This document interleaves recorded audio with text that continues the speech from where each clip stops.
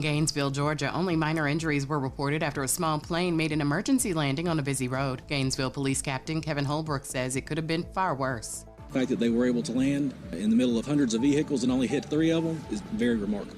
2 pilots, including a student, walked away safely.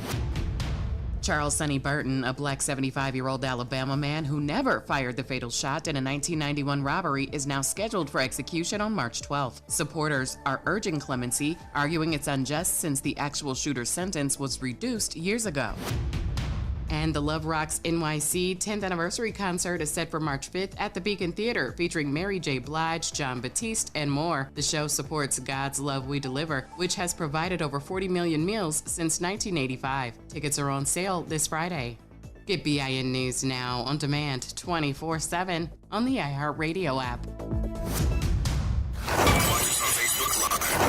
Then hear us on WBOK1230.com. Yo, turn it up. It's Gerod on the air, spitting truth in the booth. We ain't going nowhere. New Orleans City got us hard in the beat, but corruption creeping in, gotta take back the street. But corruption creeping in, gotta take back the street. From the French Quarter vibes to the Ninth Ward grind, he's the voice of the people, yo, he's one of a kind. Talking about the struggle, the hustle, the pain, but with each word he drops, he's bringing power to the game. Gerod on the radio, calling out the lies, bringing light to the dark, keeping hope in our eyes. He's the voice of the people, making changes unfold. In the city of NOLA, we're reclaiming our soul.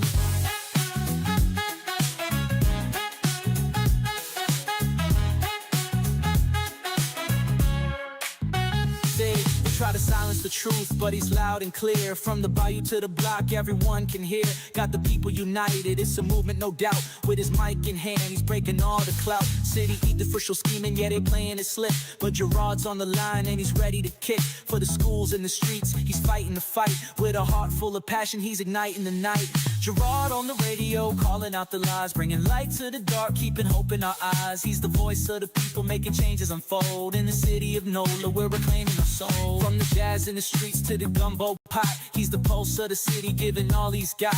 Together we rise, united we stand. With Gerod on the radio, we're taking back our land. So tune in, y'all, let the truth resonate. With Gerod on the mic, we're rewriting our fate. In New Orleans, the power is ours to embrace. Keep it real, keep it loud, let's uplift this place.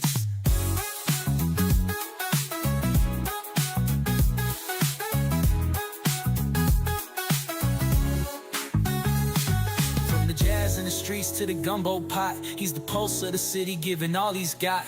Together we rise, united we stand. With Gerod on the radio, we're taking back our land. So tune in, y'all, let the truth resonate. With Gerod on the mic, we're rewriting our fate. In New Orleans, the power is ours to embrace. Keep it real, keep it loud, let's uplift this place. Gerod on the radio, calling out the lies, bringing light to the dark, keeping hope in our eyes. He's the voice of the people, making changes unfold. In the city of NOLA, we're reclaiming our soul.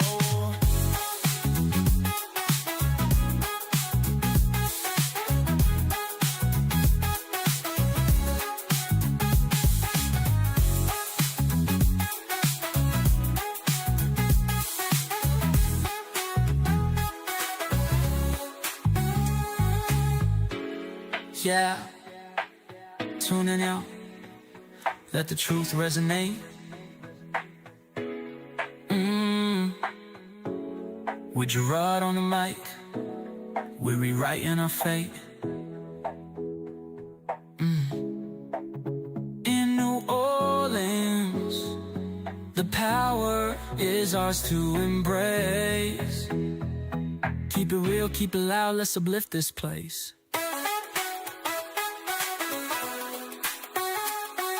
Gerod on the radio, calling out the lies, bringing light to the dark, keeping hope in our eyes. He's the voice of the people, making changes unfold. In the city of NOLA, we're reclaiming our soul. Go Noonie, go Noonie, go Noonie. You know that's new. Yeah. Yeah. Let the truth resonate with Gerod on the mic. Go Noonie, go Noonie. We're rewriting our fate. Say it like you mean it, Noonie. In New Orleans, Where you at, where you power is ours to embrace. Keep it real, keep Say, it bro, loud, tell me let's she uplift does not this have a place. phone number. Tell me she does not have a phone. Like America. Yes, Okay. she do. She got the phone. Throw your hands in the air if you know we out there. Yeah. Oh, Lord. You know have that's mercy. Noonie that did the rap. One of those days. Hey Siri, turn off the flashlight. Doesn't that sound like Noonie? Yeah, it does kind of sound like Noonie. That's Noonie. Especially when he says booth.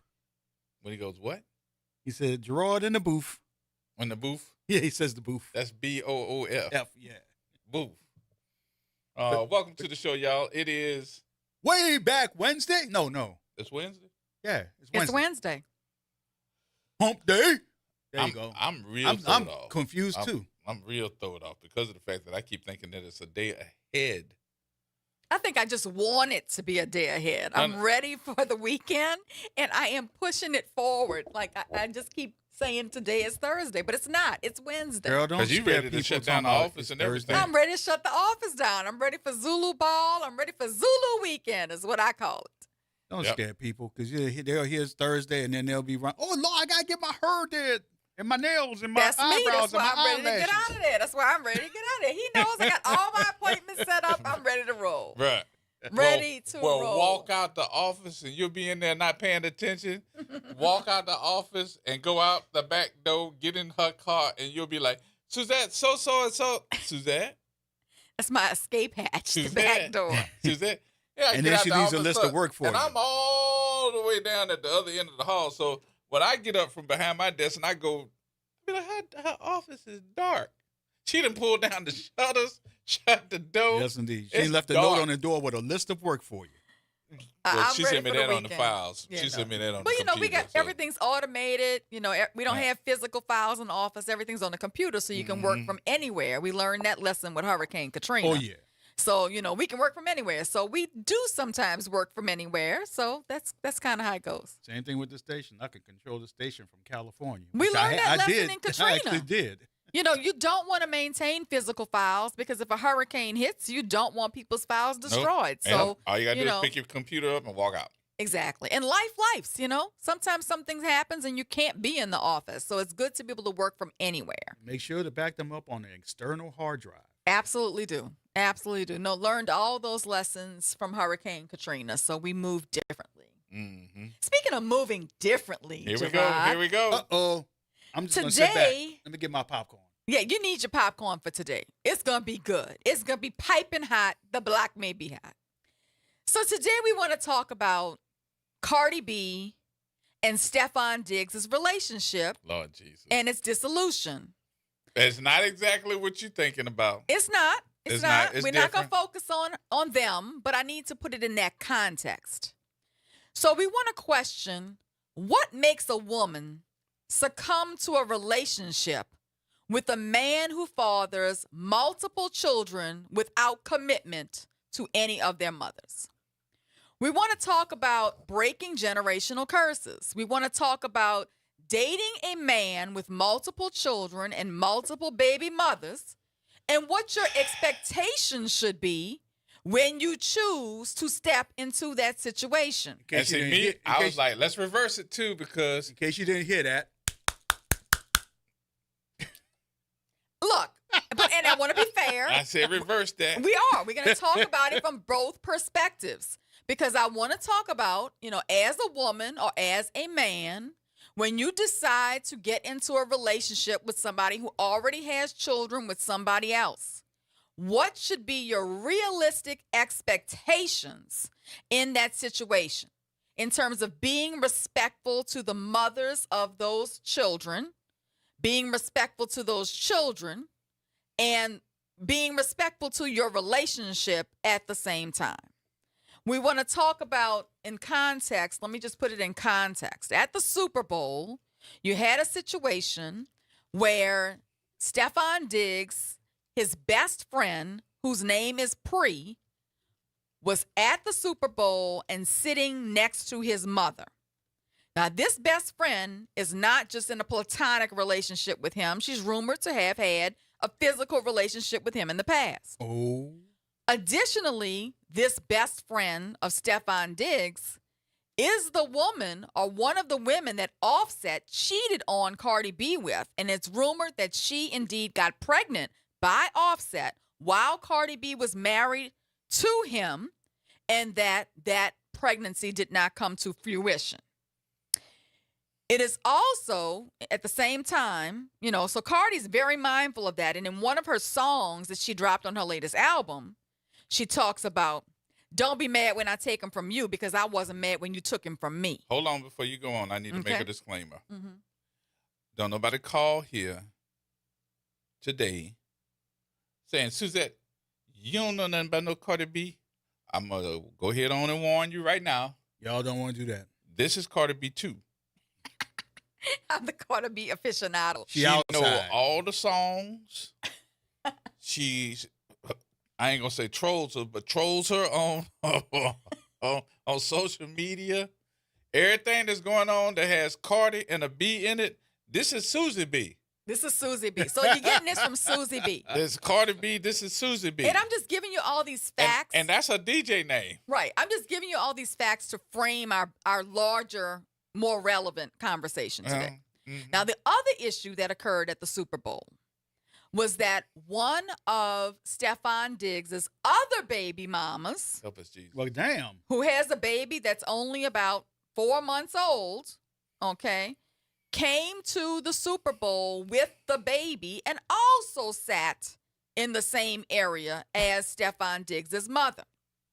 So when all of this allegedly went down, Cardi B got upset, chose not to sit with the family, and when Stefan Diggs came over to where the family was sitting, Pri, the best friend, mouthed to him, "I love you." And the media got it right on camera. Cardi chose not to sit with them. Now, she performed in the Super Bowl halftime show, and it is rumored that she was so upset by the situation that she left the Super Bowl early. Although she had paid for a $1.2 million Super Bowl after party, which she did not attend, and neither did Stefan Diggs. Now, the baby mother, let me say this. Stefan Diggs' mother seemed to be cool with Pri, with the other baby mama. She's also cool with Cardi B, and she was the hostess with the mostest at the Super Bowl game. So I just given all of that context to kind of break into what we're really going to talk about today. There's a lot of online allegations, social media narratives, fan speculation involving the relationship circles, the friends, the ex-sexual partners, the past infidelity history. Gee, wake up. But what I want to talk about today is one, why do some men or some women enter into high chaos relationship structures? What makes you do that?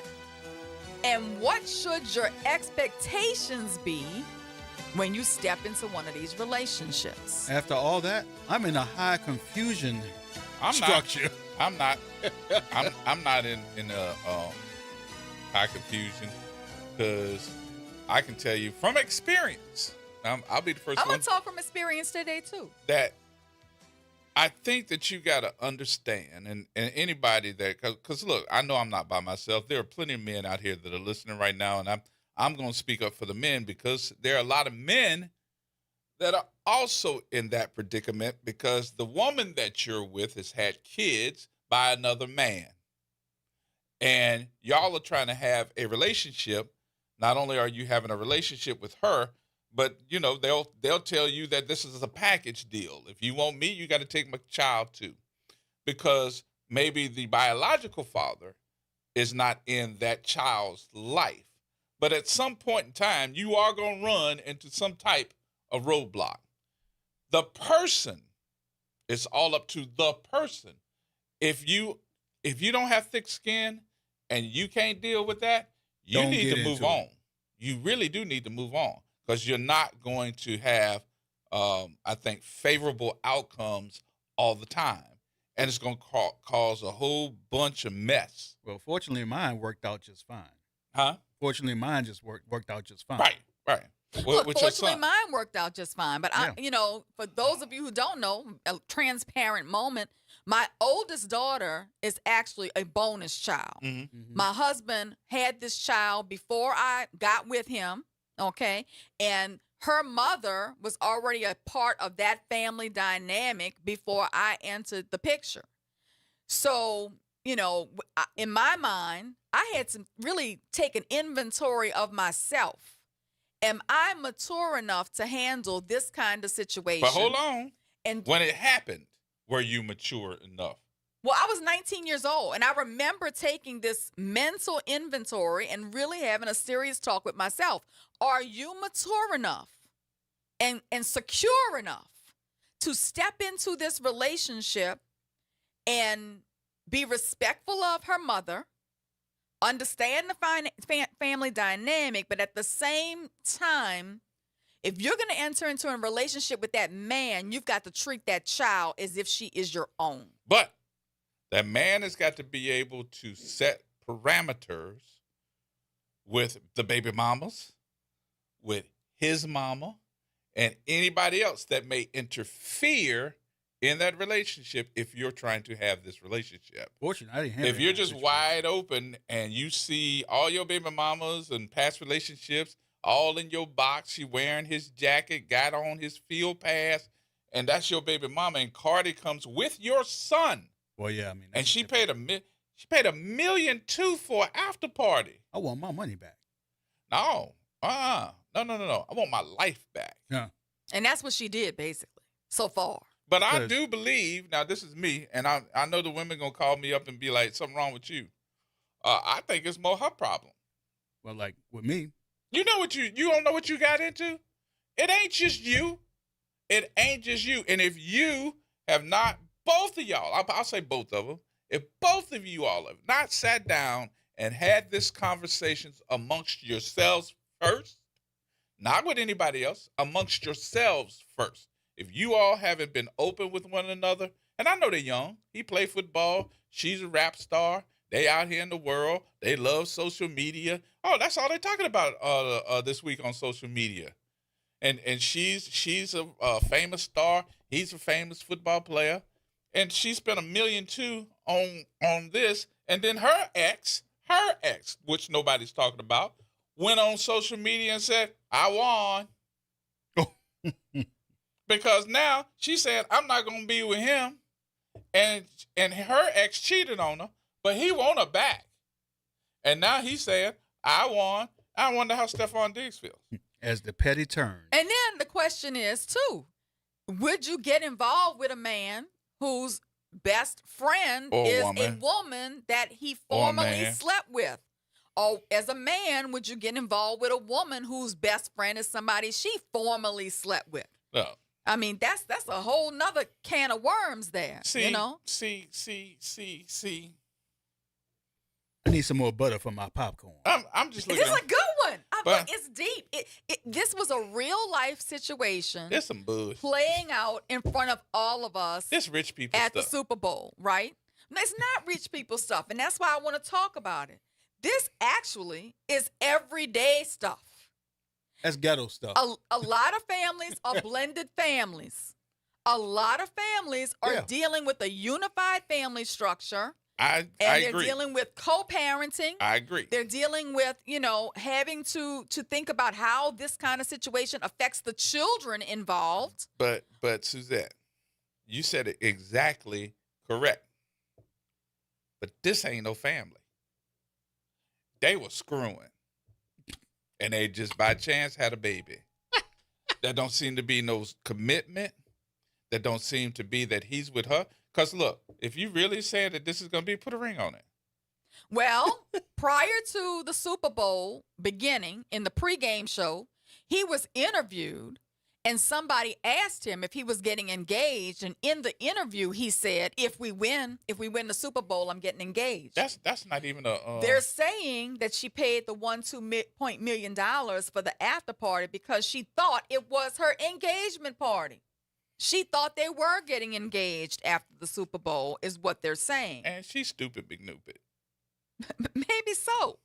But I mean, the whole thing to me is, it is a bigger issue. We're not just talking about celebrities. We're talking about generational patterns. We're talking about cycles that many of us grew up seeing. And unfortunately, our children and grandchildren are seeing it even more than we saw it when we were coming up. And guess Papa what? was a Rolling Stone. It's And- not just a song. And the apple don't fall too far from the tree. So you actually end up acting like what you are or what your parents are. My mom told me this a long time ago when we sat down and had the conversations about women. One of the things we talked about with women was the fact that that man that is in her life as a father or her grandfather, whichever, she's more than likely going to go after the same type of man to be in her life because that's what she's used to. That's what she's seen. That's what she grew up with. And that's more than likely what she's going to be looking for to have a relationship with. You can't tell me you didn't know Stephon Diggs was out here bad. How many baby mamas did he have prior to you? His teammates were interviewed and asked, out of all of your teammates, who would you not want to date? Your sister. And his teammates overwhelmingly said Stephon Diggs. Yep. You know, so the whole thing is, I don't think this is just a celebrity issue. I think this is an everyday issue. There are people who do have, multiple families who have these situations where they're trying to blend a family. We do have these situations where there is no commitment. There is just a sexual relationship. A child is born of it. And then you get into a committed relationship. And then you need to figure out how to make this make sense, how to make it make sense for the children, how to co-parent properly, how to navigate women competing for position or men competing for position in your life, in the children's lives, in the mother-in-law's life, the father-in-law's life, the children navigating this adult chaos that they did not ask for. How do we break these cycles? But I'm really trying to understand, how do we get to this point where people are just volunteering? This ain't love. This is infatuation. I'm infatuated with Cardi B. Cardi B's infatuated with Stephon Diggs, who's playing professional football and on the way to the Super Bowl. Her other guy messed over her. Yeah. Messed over her. Guess what? Stephon Diggs probably thinking the same thing. He the catchback. Pardon the pun for the receiver, but he the catchback. And him, I don't think that he took her serious. That's nothing but a bunch of boom chicka wow wow. That's all. I that really is. don't think that he's infatuated. It's What a makes, difference. What makes a woman who is successful, like Cardi B, I think her net worth is like $33 million or something like that, might be more now. What makes a woman like that continue to date the same personality in a different body? What makes her continue to step into the same type of pattern Money. when she doesn't have to? Even if you got your own money. I think I got somebody equally yoked as me because I got money. He got money. She paying $1 million for a Super Bowl party. She better have some money because that was a waste. Well, here, one of the things that comes to mind to me in this whole situation is they weren't just entering into a relationship. They were entering into a relationship ecosystem. A what? An ecosystem, an environment that included kids, mothers, in-laws, cousins, people who knew each other through friendships. Like, it was a whole mixed bag. But do a comparison. What would make somebody want to have Nick Cannon's baby, and he got 13 of them? Well, Nick Cannon is very similar to Stephon Diggs. So what makes these women be all right with entering into a relationship and having a baby for someone who is known as a serial baby maker who doesn't really commit? Money. So it's an economic come up. I think it's money. That's what I think it is. I think it's money because the child is going to be taken care of. Well, what do you think the realistic expectation is? Let's start off with the mother-in-law. Let's start off with Stephon Diggs' mother. Mm-hmm. What is her role in navigating the multiple baby mama drama and the multiple baby drama? I can tell you that too. Tell me that. All right, here we go. the mother of Stephon Diggs is not necessarily looking at what's her name? What's the girl name? Not Cardi. What's the other one? Pre. Well, no, the other girl, her name is Kwana or something like that. The mother don't like Cardi. I want you to be with one of these girls, not necessarily because I like them so much. I don't like Cardi. She's nowhere around her. She's not hanging out in the box with her. You never hear her mention her. You've never seen any pictures with them. As many pictures as you've seen of them two, you've never seen any pictures of the mother.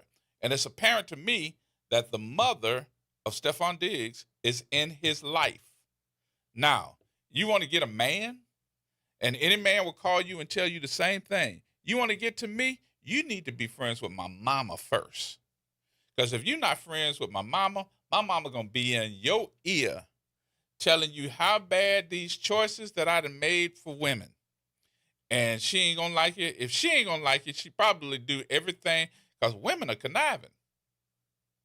I'm just being real. Women are conniving. Y'all some good connivers, though. I'm not saying it. I'm saying it derogatory, but I'm not saying it derogatory.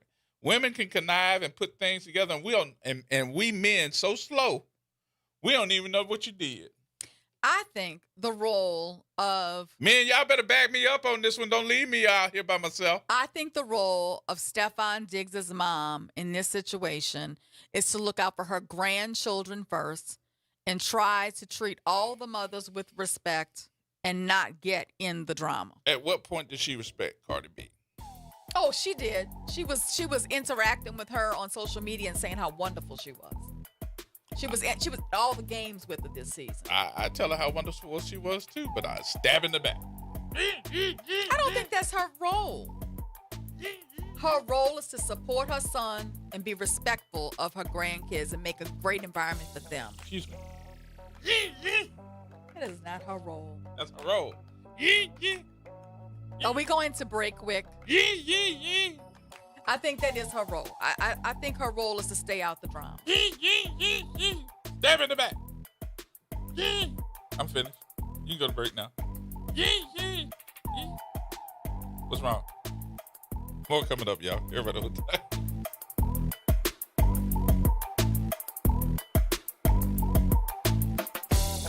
Missed a show? Want to hear that guest everyone's talking about? WBOK is now streaming on all your favorite podcast apps. Just search WBOK Media, hit download, share with a friend, and don't forget to rate your favorite shows 5 stars. Because when our voices are heard, our impact grows.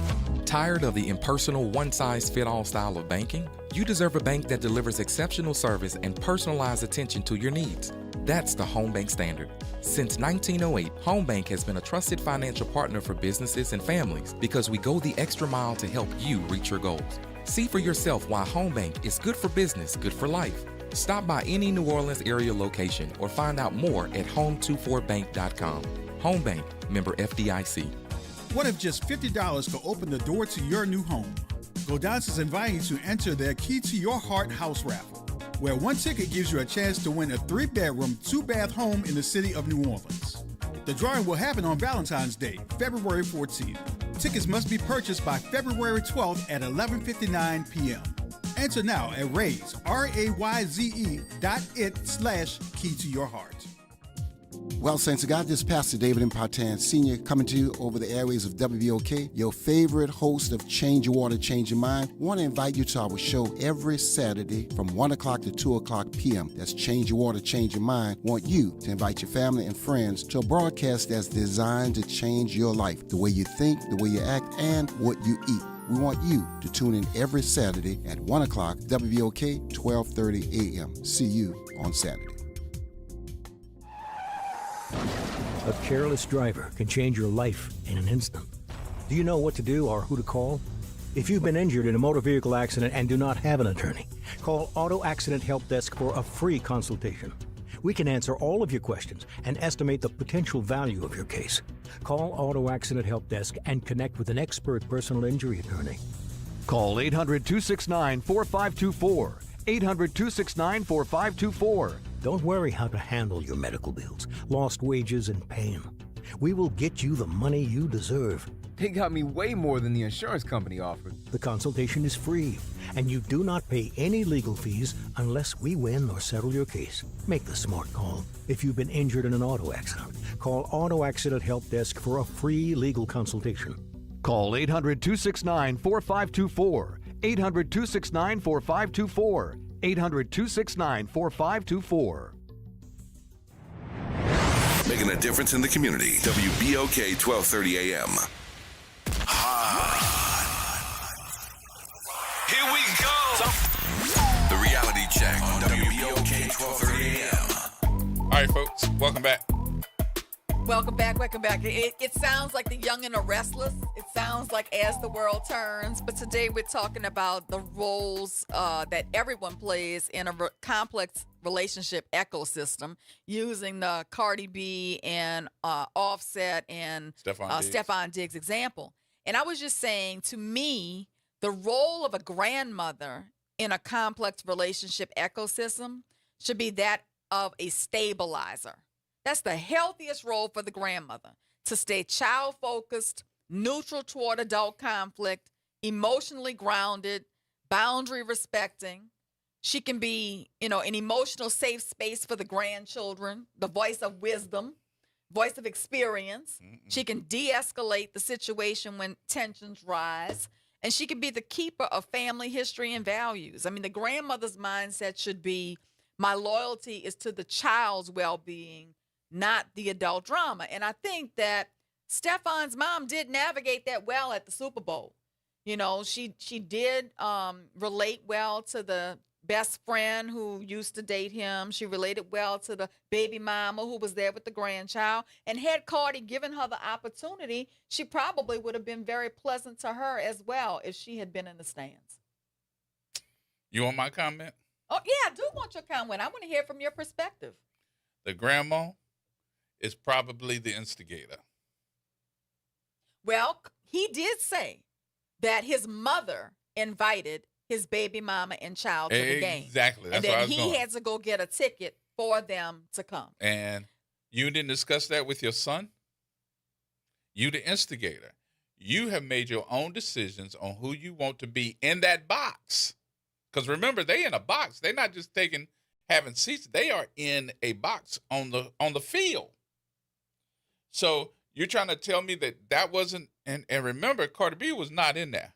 Now, she was walking around on the field, but the other girl had on the daggone field pass. And the jacket that was given to the wives of the players. Right. And that was the best friend who had that stuff on.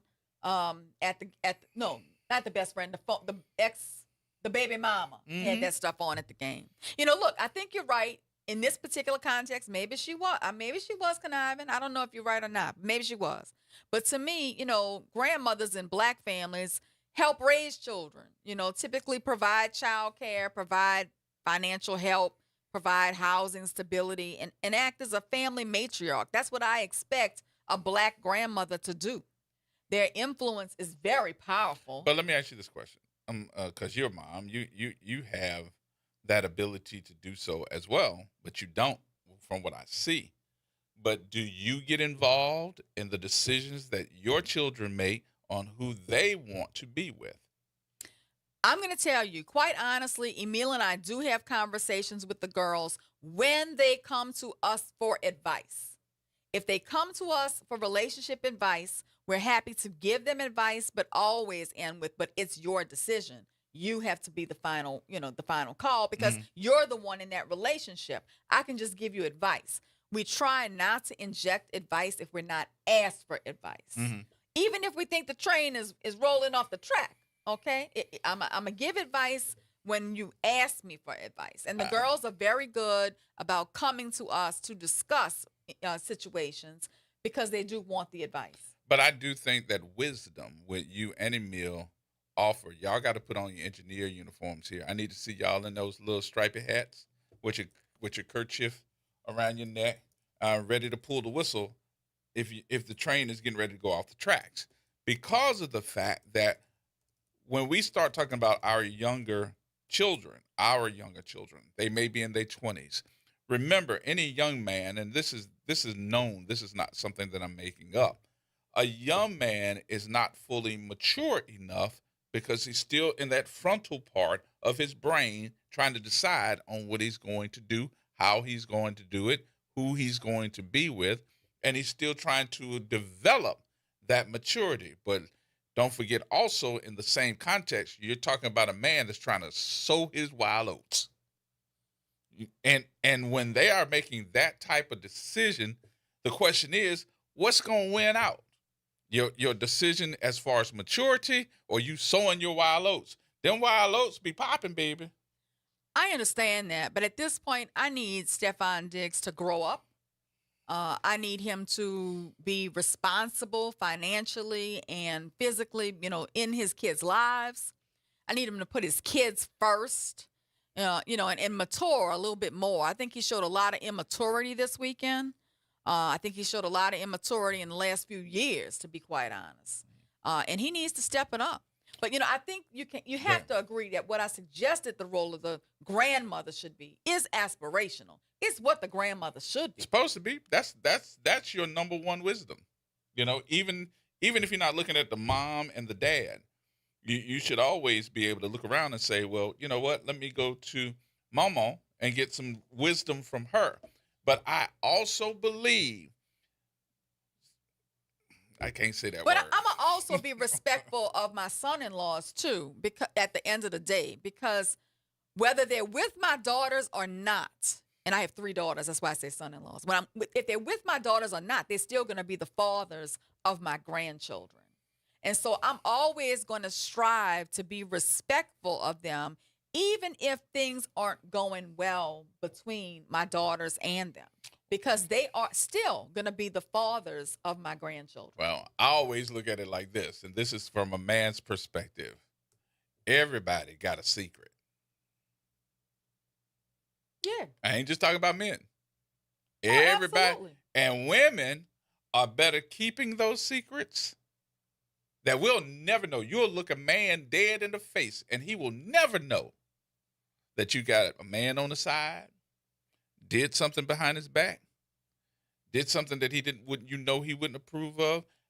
Every woman has got one of those situations. That don't mean, man, go home this evening and ask your wife, what have you done that I don't know? You just set up the insegregation. No. You just set it up. Don't do that, because you're going to, listen, some things, if it hasn't shaken the boat or rocked the boat, leave it alone.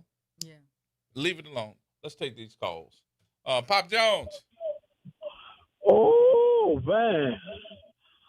I tell you, this conversation I've been listening to look like y'all gonna get some playboys and playgirls in some trouble, huh? We're trying to decode it. We're trying to help them out. out. That's some heavy stuff y'all talking about. Mm-hmm. But the one thing I got going for me, though, I'm too old. I don't have no money or nothing. So that don't apply to me at all. No one is interested in Pop Jones. Well, no, what about the player days? Huh? You heard me. I know you got to think about that. What part? The early parts of your life, when you was out there hopping in the clubs, going to the juke Man, joints. I ain't never said no. Let me tell you something, Pop Hold on, Jones. wait. Go ahead. I didn't Hey, know. Pop. I was always Pop. been a shy guy, man. Your wife's sitting beside you, huh?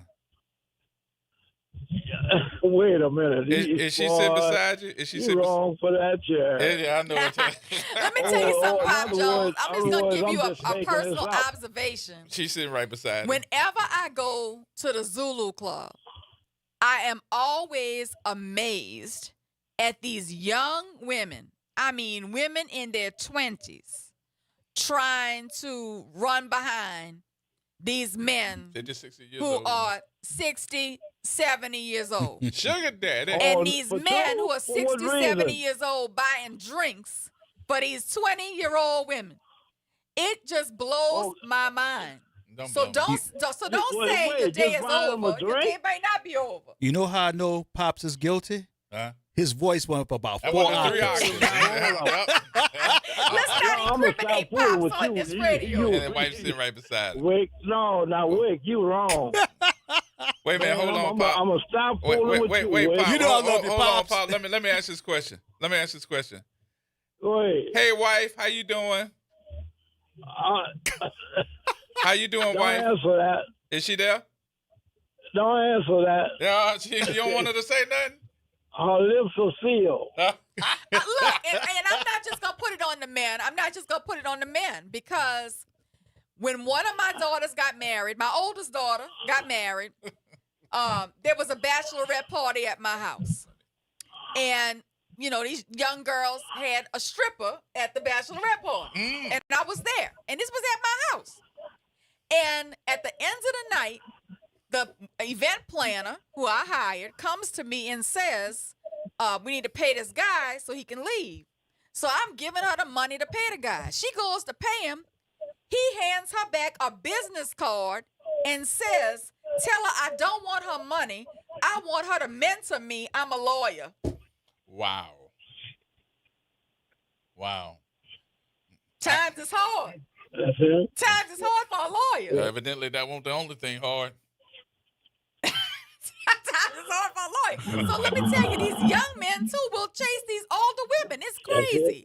It's crazy out here. But don't think your time is over, Pop Jones. You can go over there on North Broad Street. I'm telling you, the wife's sitting right beside him. His wife is sitting right beside him. She the one turned down the radio. I already the know. wife said, I don't like this show. I don't like this show. She about to hang the phone up. She don't even want to talk to you. She don't even want to talk to us now. I should have called in. I made a mistake. Look, this show applies to everyone but Pop Jones. Alone. I'm going to give the disclaimer. This show is about everybody but Pop Jones. Nah, that's Pop Jones, too. Pop Jones, Yeah, I'm wrong. I'm sorry. I made a mistake. I'll call y'all another time. Now, all the other callers going to get off the line because they going to be scared to call in on this one. Goodbye. Hey, you hanging up, Pop? Oh, man. All right, Pop. ran Pop off. We'll talk to you later then, Pop. I know All you're in trouble. And now she remembered. He hung up the phone and said, "Yeah, I remember when." And he's sitting there right now going, "Oh Lord, I done got." Why did I call in? Hey, Miss D. Hey, how y'all doing today? Good. How you doing? I'm doing great. Turn up. This is a very good topic. I hear you guys talking about the phone digs and what have you, but Anthony Edwards and the fact that he is, zero relationship with his daughter, not really acknowledging her. I'd like to hear you guys touch on that about, from a kid's point of view, because that little baby, she's innocent, Are you talking about the basketball player? Well, yeah. I think this is the bottom line. You just hit on it, Miss D. I think that these people are losing focus of it should all be about the child. It should be about what makes the child whole. And all these adults need to behave in a manner, all of them, play your role to not adversely impact these children. Yeah, because we talk about when they grow up and the type of men that they're looking for and who they're attracted to. This, he has a little girl. And, we know he has a mother. I don't know his full history, if he has any sisters or things like that. But how can you treat a little girl so horribly because of your bad decisions? Look, I just think that's awful. I think that's the whole point of this show today, is to talk about the way to navigate these relationships in a way that we're not creating generational trauma for the children that are involved in them. What happens in this scenario, and I will be one of those that will put this on the line, and people can call in and correct me if they want. I think that this is a learned behavior because of what has happened to us as people. Remember now, for a long period of time in the 70s, 60s, and 70s, we were told that for you to get any help from the federal government to help you pay for housing or getting some type of assistance, women could not have a man that lived in the house with them. They had to be living by themselves. So they got used to having no one around them in that relationship era. So now you got all these men that are on their own that can't stay with their women. Somebody gonna be looking at them. Somebody else is gonna look at them. Let me put it that way. So now you don't have that man in your house, and you're raising a child, a boy, a girl. Now I understand what you're saying about young ladies, but I will say this, and I am not a counselor or anything of that sort, but I think that in the early years of raising a young boy, that he needs his mama, because that's the nurturing years. But at some point in time, that young man is going to get into the business of getting on them streets. And the next thing you know, he's going to need that man really to be able to set him straight, because he thinks he's a man and can get into some trouble, or he's making some bad decisions, but he's going to need that man to more than likely be able to put that boy on the right track. And if none of that happens, guess what? He's always going to continue to be on that wrong track, especially in his early years, because this ain't about raising kids. For them, this is just about having babies, being with that woman, doing the nasty like they're doing, and having babies. Irresponsibly. This is not about having a family. He has had, I think they said, 4 children just in 2025. Mm-hmm. Okay? I mean, that's ridiculous. 4 children in 2025. That is very irresponsible behavior. So to make a difference in this conversation, I would think that more than likely we would have to go back and research Stefan's past. Which we don't see a father involved at all. Right. The mother is involved, but I don't see his father. Now, so this might be generational. On the other hand, I think we need to be able to go and research Cardi's past, because she'd always talk about her mama, and she'd talk about her sisters. But did you hear her talk about her father? You know, just to pivot a little bit, we've talked about what we think the role of the grandmother should be in this situation. I just want to throw out what I think the role of the mothers of these multiple children, or the baby mothers, should be in this type of complex co-parenting system. You know, I think that mother needs to say, I'm going to focus on the stability of my child, and I'm going to be respectful of the stability of the other children as well. Mm-hmm. So I'm going to show up with consistency and trying to be a good co-parent. And I'm going to try to be respectful of these other women as well. You know, I think that... But I'm sorry. I like to add about the village, you know, because with the Anthony Edwards situation, you know, he's posted everywhere. He has all these followers, and, you know, we should not be supporting that. But just because you're famous don't necessarily make you right. Well, absolutely, but we're supporting that. And someone needs to call him to task, and I'm not saying who that someone is, but just to get in, because he's a young man, but he's a man. And he's in a male-dominated league for work. You know, he has men around him. What are they telling him? And if they're not telling him, if he's not listening, then maybe we should. Right. We shouldn't buy into what he's, you know, these corporations that's giving him all of these, you know, sponsorships. Well, maybe we shouldn't do that. If I had to look at any basketball player and try to make a decision on who I'd want to follow as a role model, I don't care what they say about LeBron James, but LeBron James has his sons, has his mother, and you've never heard any of that type of rhetoric about him being out there in the streets ever in his whole entire life. Right. So, all right.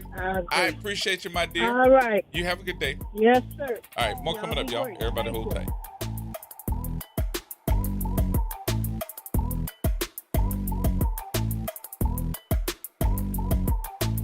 New Orleans, are you ready for a voice that says what you're thinking? Who that, you might ask? Arrington Gavin. That's right, I'm your guy, host of the Arrington Gavin Show, giving you so much filled with bold opinions, real conversations, and zero sugarcoating. We're going to be diving into the issues that matter, politics, pop culture, and all the above, unfiltered and unafraid. Catch the Arrington Gavin Show weeknights from 7 p.m. to 8 p.m., Monday through Fridays, right here on WBOK, What New Orleans is Talking About. Joe Biden, Nancy Pelosi, and Louisiana's Julia Letlow. What do they have in common? Liberal Julia Letlow voted with Joe Biden more than any other Louisiana Republican in the U.S. House. And just like Nancy Pelosi, Letlow has traded hundreds of stocks while serving in Congress. Worse, Letlow violated federal insider trading laws by failing to report her shady stock trades, potentially millions of dollars worth. But that's not all. Before she went to Congress, liberal Julia Letlow was a university bureaucrat. She instituted radical DEI policies, woke sensitivity training, and the university put up a public art display honoring defund the police activists. Is that what Louisiana wants in the U.S. Senate? Conservatives just can't trust liberal Julia Letlow. Louisiana Freedom Fund paid for and is responsible for the content of this advertising. Not authorized by any candidate or candidates committee. LouisianaFreedomFund.org. The Ron Kelly Show. Real talk, bold truth. Tune in for your weekly dose of unapologetic conversations that don't dodge the truth or dilute the message. Stay informed on the issues that matter most on The Ron Kelly Show. Every Monday at 7 p.m. on WBOK 1230 a.m. Transform your bathroom with the beautiful quality of Bath Planet. As a trusted leader in bathroom renovation, Bath Planet has earned the Good Housekeeping seal, a symbol of quality and consumer confidence for over 100 years. Get half off installation or 18 months with no interest and no payments. Whether it's tub replacement, a shower replacement, or a tub-to-shower conversion, Bath Planet makes your custom bath fast, easy, and affordable. Here's how it works. 1. Call to schedule your free, no-obligation consultation. 2. Our design experts come to you with real samples to customize your dream bath. 3. Our certified installers complete the transformation in as little as 1 day. And right now, for a limited time, you can upgrade your bathroom for 50% off installation or choose 18 months with no interest and no payments. But you need to call now. This special offer is only available by calling 800-981-8177. That's 800-981-8177. Call 800-981-8177 right now before the offer ends. If someone asks, Yeah! let them know you listen to WBOK. Here we go. The reality check on WBOK 1230 AM. All right, folks, welcome back. Welcome back. Hey, don't forget, we're getting calls here at the station. Don't forget that if you are or have some conversations that you need to have about the DMV and food stamp building that is on the West Bank Expressway here in New Orleans, make sure that you call the number 504-810-3995 so that we can get in contact, especially if you were working there at some period, and we'll discuss it with you then, okay? The number again, 504-810-3995. All right, Suzette Bagnaris is in the building. We are talking about these relationships. Lord. Complex relationships. You know, and I want to go back to the role of the baby mama, right? I think the role of the baby mama when there are multiple baby mamas is focusing on the stability of your child, protecting your child from adult conflict, you know, and being clear in your co-parenting communication. Set some boundaries with the new partners and with the baby daddy, right? And clear boundaries. Be respectful with your public behavior, consistency in your parenting values. I don't think the child should ever be used as a messenger. But do you think adults. that I'm talking about her now. Do you think that she has been respectful with her public behavior? Who? Cardi. In terms of the baby mothers? No, I don't think she did. No, I don't think she handled the Super Bowl. Altogether. I'm talking about altogether. I ain't even talking about the issue. Well, I don't know how she's handled the other baby mothers other than the Super Bowl. But I will say this. I don't think she handled the Super Bowl situation with maturity. I think if she's confident in who she is and confident in who her man is and what their relationship is, she should have been able to walk in those same stands and sit right there alongside that baby mother, that baby, and that best friend and that grandmother and not have a problem with it. I don't think that she understands. Now, this is just my opinion. And this might even make you mad, so maybe I should go on the other side of the table. Well, no, go ahead. Say what you're going to say. Say it with your chest. Say it with your chest. I think that Cardi B does not really have self-esteem, doesn't understand who she is and the power that she may have. Someone has told her in the last several years as an artist that she was great, she was beautiful, da da da da. But if you start looking at her past, it makes me go, who is this child? Yeah, I can agree with everything you just said. I think everything you just said I think her is true. self-esteem is terrible. I think that she is growing a little bit, though, in the self-esteem department because she walked away from a relationship with Offset where he was consistently cheating on her. And she walked away from this relationship, too, when she felt that she was not being treated correctly. But I will say that, I think that the role of the newcomer, another baby mama in a situation as this complex, is to understand you're stepping into a situation where there are already relationships, where there already are children, and that you need to govern yourself accordingly. She knew what she was getting into, and she should have handled that situation with more maturity. Okay, let's reverse it. Because she, too, is in that same position with all the churn that she done had. Not children, churn. If she falls in love with the next guy, or she want to be with the next guy, what's he going to say about her and her baby daddies? And plus her ex-baby daddy, Offset, when all this stuff went down with Stephon Diggs, he's all over social media saying, I won. Mm-hmm. Like it was a competition. Right. So what's the difference? Well, I think that in this situation, when you know you're getting into a complex relationship circle, and you know that this person has other baby mamas or other baby daddies, first of all, don't get in the situation if you don't think you have the emotional maturity to handle it. Susie B. Not Cardi B. I'm calling Susie B today. Right. All these young folks that are in some position of authority like they are, they are, number one, they got money. They can do whatever they want to do. They can go wherever they want to be. They can talk to anybody they want to be. You got everybody knocking at your door.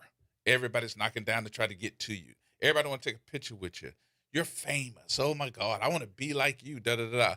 But if they really knew the type of bull crap that they would have to go through when the cameras are off, when the wigs are off, when the shoes are kicked off, they would probably think twice and end up saying, sometimes I think we say this too, thank God for the problems that I have. Well, yeah, but Gerard, I don't want to just focus on celebrities and their drama and relationships today. Mm-hmm. I think that any human being who decides to come into relationship with someone who has a string of past relationships that have produced children needs to do a self-assessment of, do I have the emotional maturity to handle this situation before you get in it? Because what you're not going to do is step into that relationship and be disrespectful of that man's children or that woman's children or the past people. And you're correct. But I'm also looking at this and saying we're going to have copycats because we're paying attention to and we're watching, and these young folks are watching, and they're saying to themselves, I can be like.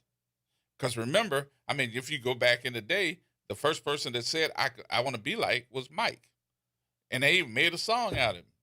So now you're influencer. You're an influencer. Oh, these people we're talking about today are definitely influencers. So guess what?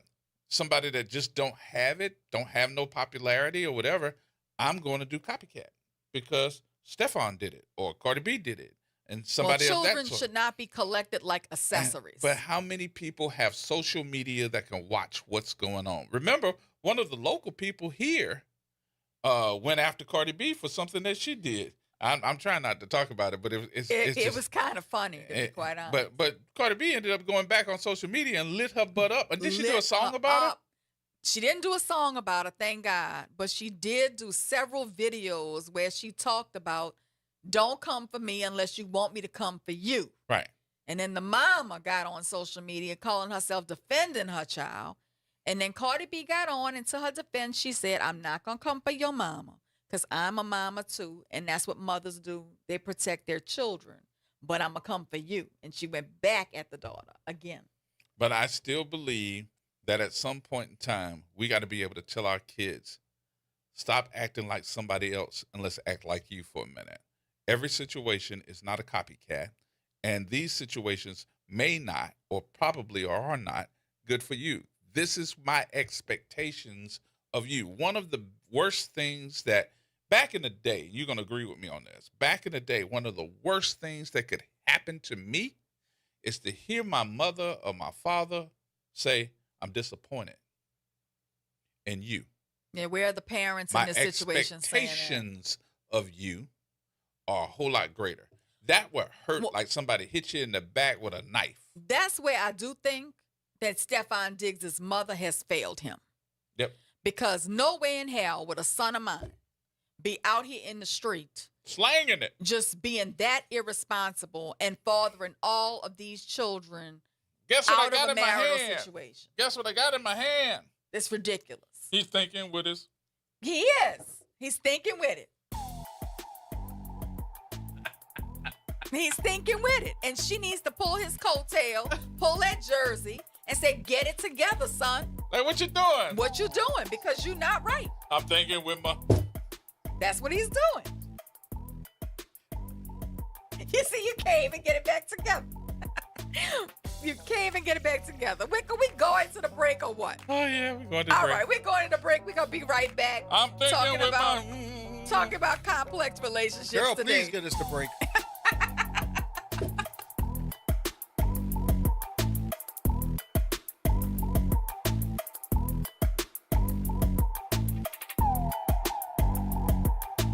From the campus of Xavier University, WBOK Go and Equity Media Station.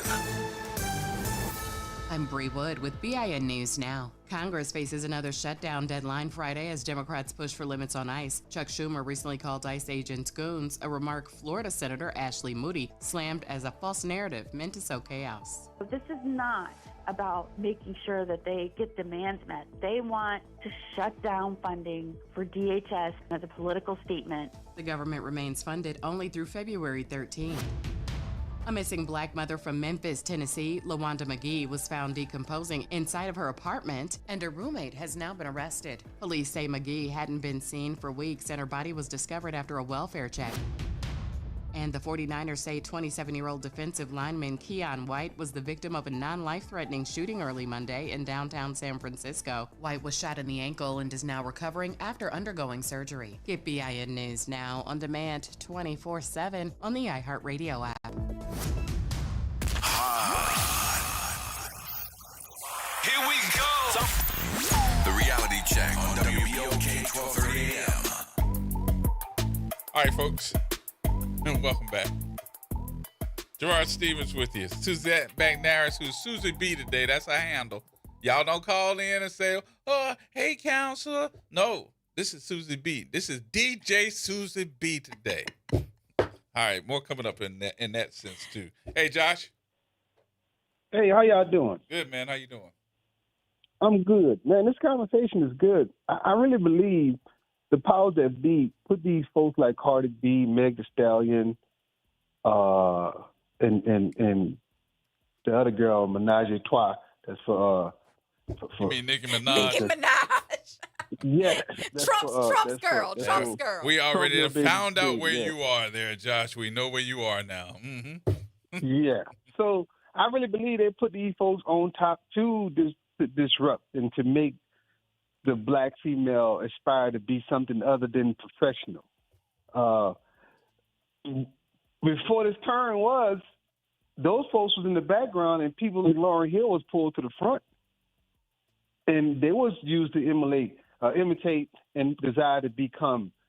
Just like if you go back to TV with Cosby Show, The Different World, it changed the trajectory of black folks and black youth minds. Right. And they know.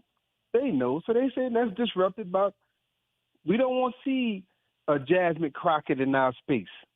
So to stop another Jasmine Crockett from coming, we go put a Cardi B so she could want to be that instead of being a state representative or councilman or senator. And remember, when we start talking about the Cosby Show, whether you have an issue with Bill Cosby now or not, you got to think about something. A black family during prime time on Thursdays, which started up the ratings week, that had a doctor, a lawyer, and 3 other kids that were in school and college that were trying to get their education as well and working out problems. And it wasn't materialistic. Right. They wasn't drama based. Right.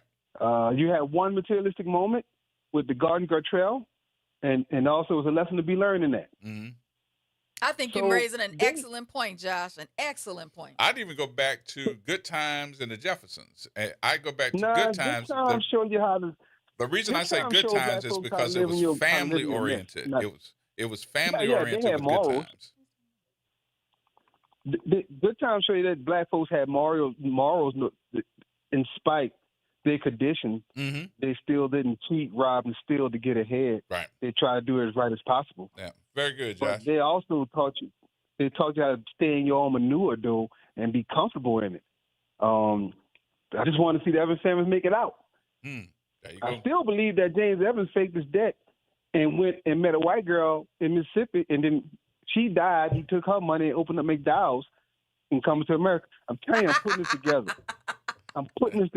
You're putting it together. That's what happened. Look, follow the dots. Follow the dots. I think you're on to something. I think you need to leave the soul glow alone. I think you're on to something. We didn't see nobody, Gerard. But you know, I think you are on to something. Leave the soul glow alone, bro. I think on social media, they do make these people social media influencers because they do want the public to emulate some of their behavior. Wait, pull up the soul glow. You got the soul glow over there? Mm-hmm. Yeah, I think you're definitely on to something. Gerard, I'm just letting you know, we never saw James Evans' body. See that? There you go. We didn't see his body, man. I'm just saying. We didn't see his body. I'm just letting you know. We didn't see his body. So thank you, my brother. Appreciate you much. I want to talk about the role of somebody else, Najee. I want to talk about the role of the best friend of an opposite sex in the situation. The role of Pre, who happened to be a girl who claims to be the best friend of Stefan Diggs, but also is alleged to have had a sexual relationship with Stefan Diggs in the situation where he is now dating other people. So I wonder how many people, especially men and women, that believe that men and women can't just be friends. I think the majority of people think that. Really? I think the majority of people think that. But, we're proof of that. Yeah. I talk to Gerard every day. We're good. We're best friends. But, we've never dated. I think that you maintain respectful boundaries. And I think you also make it very clear to your significant other, this is my best friend and we're cool. And you also have the person you're in relationship with, Emil, hang out too with your best friend. Emil would kill me. Yeah, I know. I ain't crazy. Hey. But my husband and G are jam, I see Emil every day too. Yeah, exactly. They jam. But I think that, Emil got guns. Emil's like Rambo. But I think the thing is... And you moved on real quick when you said that. You have to, look, the point is, I think that Pre did not play her role in the Super Bowl situation either. That's the point that I'm trying to make. I'm glad you brought that up because I think it's deliberate. Even if they not and they are friends, I think that she don't like the girl.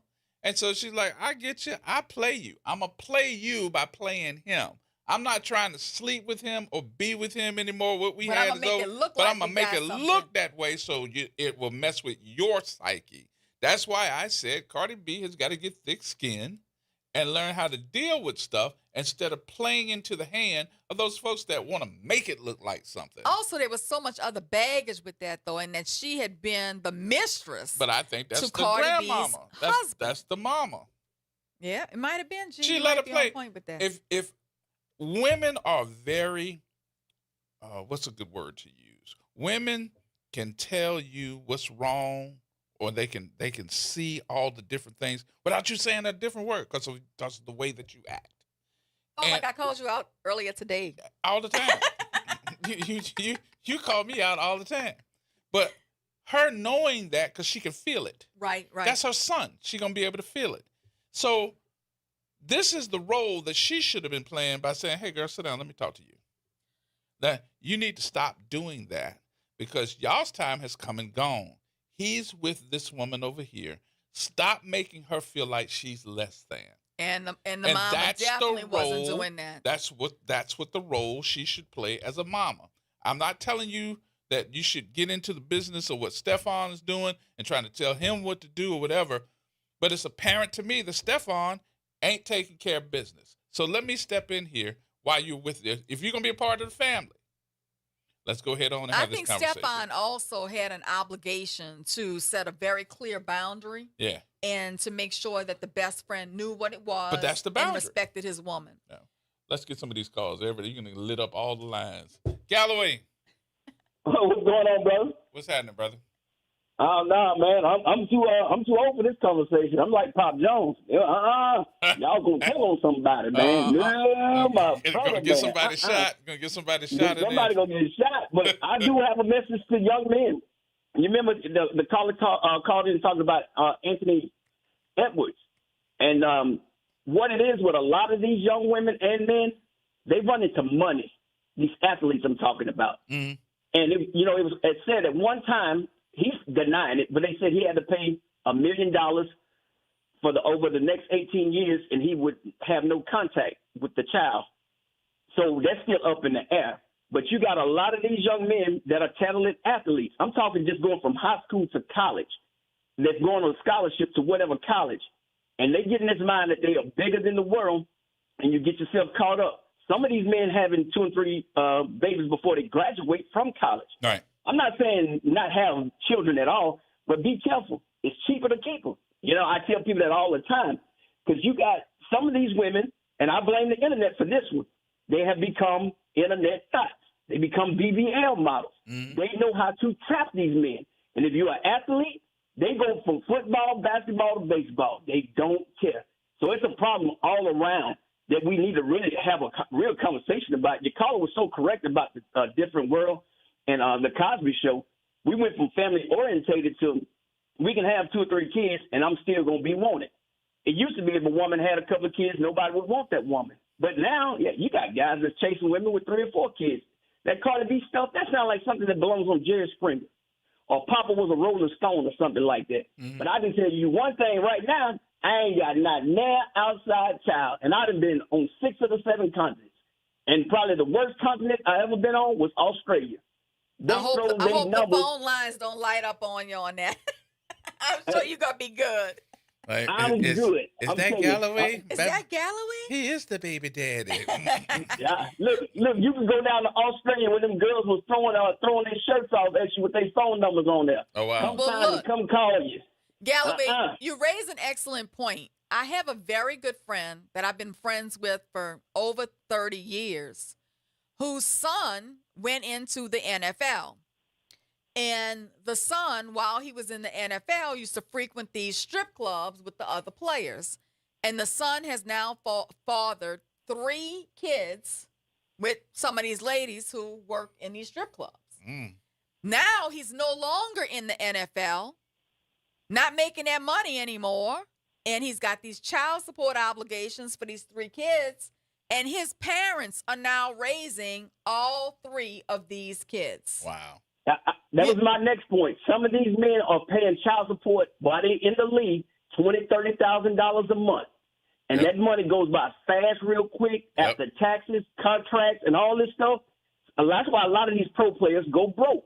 You're out there slanging that mandingo, and you're getting caught up. I ain't getting none of it. I keep telling folks, man, the Philippines, Thailand, you name a country, I done been there. I done seen it all, and I ain't messing with none of them. Bobby Brown said, ain't nobody humping around. Y'all have a good day. I'll holler at y'all next week. I had another friend since elementary school whose son was playing college football. And her nephew was also playing college football. And both of these kids were destined to be in the NFL. One of them is in the NFL. The son did not go to the NFL. And when she sent him off to college, with condoms and NDAs, non-disclosure agreements. Because she instructed her son, if you're going to sleep with some of these little girls on this campus, you're going to get them to sign an NDA. And this is what they did. No lie. And, do you have to go that far to protect your son from himself? Do you have to go that far to make sure that, they're not going to end up in this Stefan Diggs situation or the situation of the other mother that I tell you about who's now raising her 3 grandchildren that the son fathered while he was in the NFL that now he can't pay the child support for?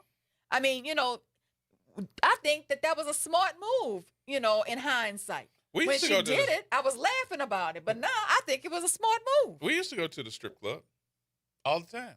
I used to go. I don't go no more. But, I used to go. I'm going to tell you a story. You're going to laugh. I don't know if I'm going to laugh, but he's laughing already, Wick. He's laughing at himself before I can even laugh. Most of the time when he says I'm going to laugh, I end up shaking my head at him in the seat. But go ahead. Let's hear. So we used to go to She-She's. It was me.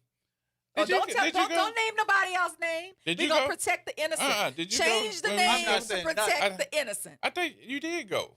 I'm not saying nothing. Change the name to protect the innocent. My other DJ friends we used to go. Joe Walters. Joe Walters. But you know Joe?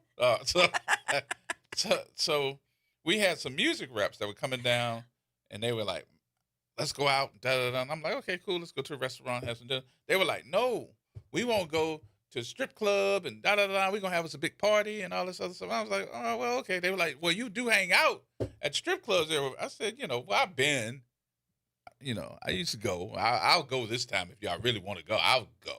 They were like, okay, cool. So they came down. They're dragging him. They're dragging him. Yeah, they had to drag me Lies detected already in this story. Go ahead. So we get down. We going down Chef Highway.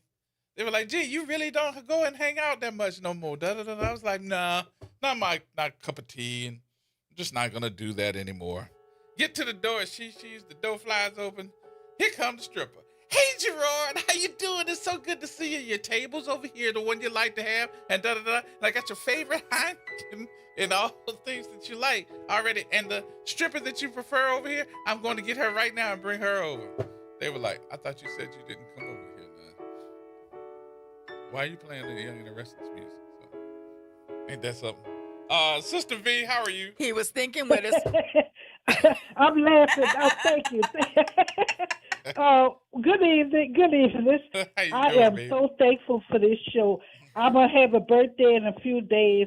When I was growing up, some things you couldn't talk about. Now, the doctor, the other female doctor, how is her book sales coming along? You know what? She has been doing well, but she has been so busy with school. She hasn't been able to really give me all the information. She was going to come this Monday, but she had something else she needed to get done. I think she was just tired. So she didn't come this Sunday, but she'll probably be back next Monday. We enjoyed Dr. Suzette, lawyer Suzette. You mean very DJ much. Susie B? I haven't never seen her in a day in my life. Is she light-skinned, Dr. Suzette? Is she light-skinned? Just like Cardi B. This is DJ Susie B here. Mm-hmm. Okay, all right. Because I saw you, Gerard. I haven't never seen Wick. You know that after Thanksgiving. Let me just say, Ice might mistake us all. Yeah. Ice may mistake this whole radio crew for something yes, else. It did. Y'all doing a wonderful job. I'm going to keep listening. All right, my dear. Thank you much. Love y'all. It's hard raising kids in this age of social media because a lot of callers have pointed out, they're seeing all this drama play out. And they're seeing behavior like this normalized on social media. Well, that's why I think that sometimes we do have to make sure that our kids have some type of filters or something that will filter some of this stuff. I don't think that we can ever not let them see it because they're going to find out and see it themselves at some point in time. Mr. Harrow. Yes, how you all doing? Good. How you doing?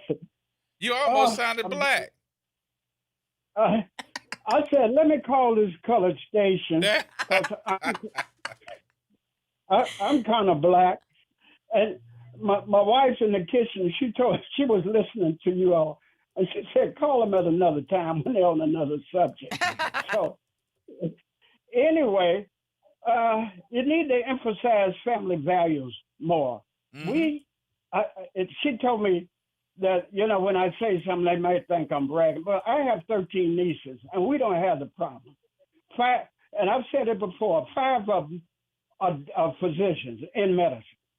And family values are not taught enough. Now, I'm getting close to becoming a senior citizen. On Monday, I will turn 89. Ooh, happy birthday. And I have one of my nieces. She's an OBGYN on the 14th. She was born on the 14th of February, and she will be turning 54, I think. So anyway, from my point of view, life has been good and is good today. Mm-hmm. And the reason, and I've said it before on your show, one of the main reasons is my mother was the architect of my life.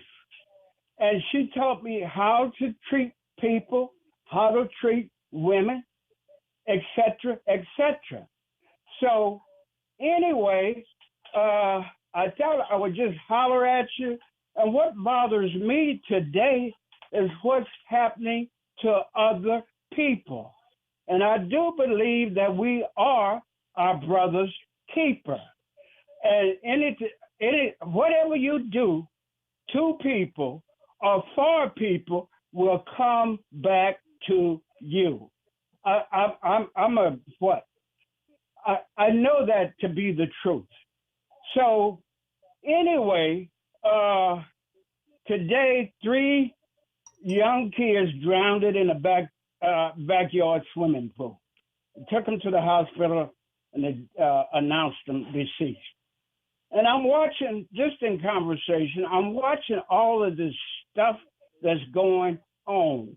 The trash that you have in the White House here, with the trash that you have here in Houston, and all the stuff that's going on with people. You have the so-called Speaker of the House from Louisiana, which is about nothing. The so-called president that I don't allow my son to call his name in the House. And I've told you before, when he got his star in the Hollywood Walk of Fame, my son was standing next to his son. But for you to vote in people that have contaminated blood running through their veins, it is really, really this. What can I tell you? Right. But anyway, I've talked to some Hispanics here in Los Angeles, not here in Houston, and one young fella, Hispanic, told me they took his father. They own a construction company, and they took his father to Mexico. So he says he had to take over the business, and he told me that his father is treating it as a vacation. But what I'm saying to you, and about the Hispanics and black people, and I'm close. Am I talking too long? Yeah, we got to take our break. So we happy birthday, Mr. Harold. Everybody online is saying happy birthday to you, so I wanted to make sure we got that in. Thank you very, very much. All right, we'll talk. When is your birthday? What day? Monday. Monday. We're going to have Mr. Harold Day Monday. February 6th. I mean, the President's Day. There you go. Okay. All right, we'll talk soon. All right, we got more coming up, y'all. Got to say hey to also Mr. Harold Monday, Jermaine Cudno. All right, boo boo. When we come back, let's talk about some solutions to this stuff. Yes, indeed. More coming up, y'all.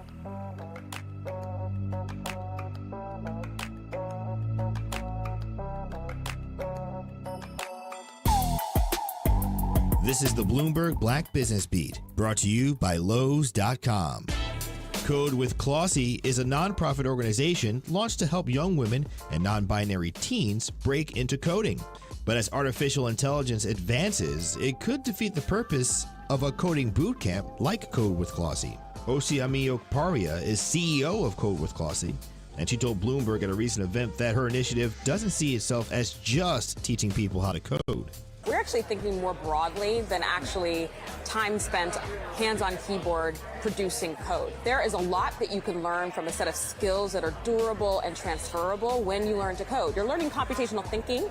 You're learning a way of solving problems, decomposing them. These are all skills that we believe are transferable to problem solving in any domain. Code with Clossie is helping young women from all backgrounds get into fields where diversity is lacking. I'm Bloomberg's Justin Milliner on the Black Business Beat. Working as a dedicated Fidelity advisor, I always ask, what's important to you? I'll look at those priorities and goals alongside your full financial picture to build a comprehensive plan designed to help grow and protect your wealth. With proactive portfolio insights and an eye on taxes, I'm here to help you make the most of your money. I'm Laura Maxwell, and I'm a dedicated Fidelity advisor. Learn more at fidelity.com/wealth. Investment minimums apply. Fidelity Brokerage Services, LLC, member NYSE, SIPC. Time is valuable. That's why Lowe's Blueprint Takeoffs turn blueprints into quotes faster. Bring us your plans, and we'll generate itemized material lists to make quoting easier so you can get back to building. Plus, at the Lowe's Pro Desk, you get access to thousands of building materials not sold in store. And when your order's ready, we'll deliver everything to the job site. Improving is easy at Lowe's.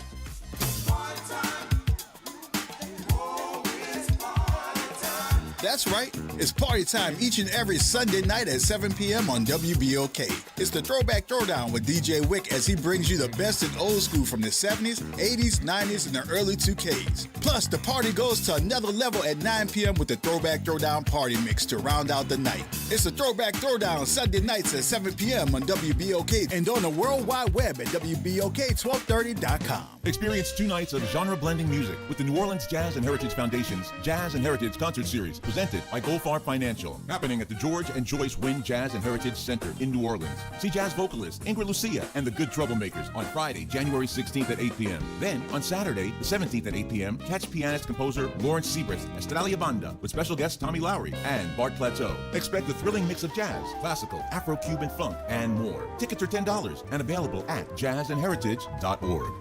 Saturday, February 14th, join WBOK for a special LCMC Health edition of Keeping You Well Cafe. Meet me, Kimber White Dupree, Endymion Saturday from 2 p.m. to 5 p.m. outside the University Medical Center. I'll be broadcasting live in front of the parade route, and a special team of medical professionals will be stopping by, ready to give you tips to keep you healthy this carnival season. Don't miss this special edition of LCMC Health, Keeping You Well Cafe, and WBOK Broadcasting live on Saturday, February 14th from 2 p.m. to 5 p.m. LCMC Health. Tomorrow starts here. Ladies and gentlemen, boys and girls, welcome to another open enrollment update. Who do I have on the line today? Hi, you're speaking with Vanessa Scott of BSG of Louisiana. Can you tell us a little bit about what is open enrollment? The open enrollment period is for Medicare members that want to change from one plan to another. Why is open enrollment so important? Because a lot of people missed out on the annual enrollment period, so they need to have a one-on-one review. And if you have questions or concerns about your Medicare plans, what should you do? You just pick up the phone, call 504-621-3687. We even come out to your house. Zero cost to them. Get with BSG of Louisiana for your Medicare review. For church groups, senior communities, or disability organizations, call 504-621-3687. We are an independent insurance agency providing information about Medicare-related insurance plans. We are not connected or endorsed by Medicare or the U.S. government. Making a difference in the community. WBOK 1230 AM. Here we go. The reality check on WBOK 1230 AM. I knew you would love that. I knew you would love that. Yes, indeed. All We are back. All right, folks. For those of you that are just tuning in, because we're getting text messages from everywhere, it's like, wow. I know people are really enjoying the topic. I wasn't sure how they were going to relate to it, but you know, one of the things we really like to do on this show is we'll talk about the problem, but then we start trying to talk about solutions. And, you know, how do we change these generational relationship patterns? We have got to start teaching young girls and young boys what love is. You know, we've got to teach them it's about accountability. It's about, you know, being present. It's about consistency. It's about protection. It is not about having options and a roster. It's not about ego validation. It's not about emotional convenience. And we've got to start teaching girls it's not about looking for a sponsor. Get your own. I've raised 3 daughters, and I have instilled in them, sponsor. I've instilled in them the importance of them getting their own education. Wait. The importance of them getting their own jobs, the importance of them buying their own real estate, the importance of them getting their own stock portfolio going, so they don't need a sponsor. What's the sponsor? Who that? I'm sorry. Oh, so let me tell you, some of these girls are having these babies for these professional athletes or just from the dude on the street because they want somebody to pay their bills. They want somebody to provide them with a car. They want somebody to get their nails done and their hair done, and they use these children to have a sponsor. They think if they have a baby for somebody, then all of a sudden they become, subject to being supported by that man. They're looking for a sponsor. You found a song. That's what they're doing wrong with. That's what they're doing wrong. Did you find the clean version of the song? That's the problem. But I'm going to tell you that we got to start teaching these kids. You cannot? I cannot play that. Okay. Right. It's a Kevin Gates find a clean version. No such thing. Yeah. Look, somebody said on the air, on the Facebook that she was the sponsor at She-She's. I was. The girl said, hey, the girl that her name was Coco. That's her stage name. I recently observed. I was the observer of my daughter. The girl could stand on her head. I'm in a whole nother conversation. My daughter's intended fiance's mother spent the holidays with us. And I happened to be sitting in the kitchen when her intended mother-in-law was telling her, okay, well, yeah, I know you're a professor and I know you have your own clinical social work practice, but when you start having children, you're going to have to roll that back and you may have to stay home and you may have to do these things. And my daughter ended up defending herself by saying, I wasn't raised like that and I didn't get all this education and start these businesses and do this grind all this time to stay at home. I'm going to always have mine. Now, that's not to say anything's wrong with staying at home. Right, but that's her choice. Right. And, but I've always taught my daughters the importance of standing on their own 2 feet and not looking for a sponsor.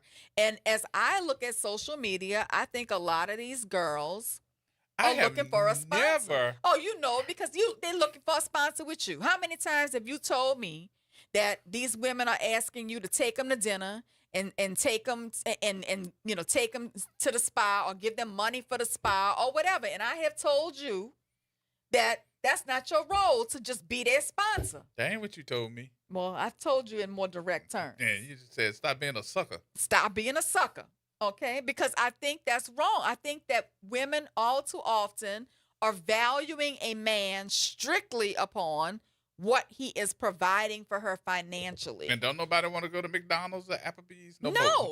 There was a guy on this this show. I was telling you about this show called Ready to Love.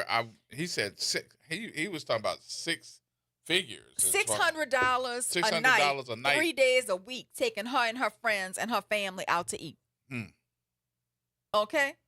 So that's a problem. And she was angry because she said he wasn't the provider that he said he was. Well, what's enough? Because he was giving her money for her bills every month. He was taking her to the nicest places to eat. He was giving her money for hair and nails. What's the expectation? No, but I went through that, but I had to also put my foot down and say, no, we ain't doing that. I'm not doing that. As a matter of fact, I told you not too long ago, somebody just called me and said, oh, my birthday coming up. And I was like, oh, okay, cool. And this is what I'm expecting. This is on my wish list for my birthday. And it was like a gift for like $300 plus for somebody that is not my wife, that I'm not my girlfriend. And I was like, oh, no. Well, with Valentine's Day coming up, it's a very timely conversation. What is the expectation? And all these women who you might just be, hitting up on the phone every once in a while or taking out to dinner here, there, the other? Are they expecting you to come out your pocket, big money grip on Valentine's Day? And is society making these women demand that, expect that, but I think, request that? I think what this has become is more so about business than it is a relationship. You need to be able to handle your business by handling my business.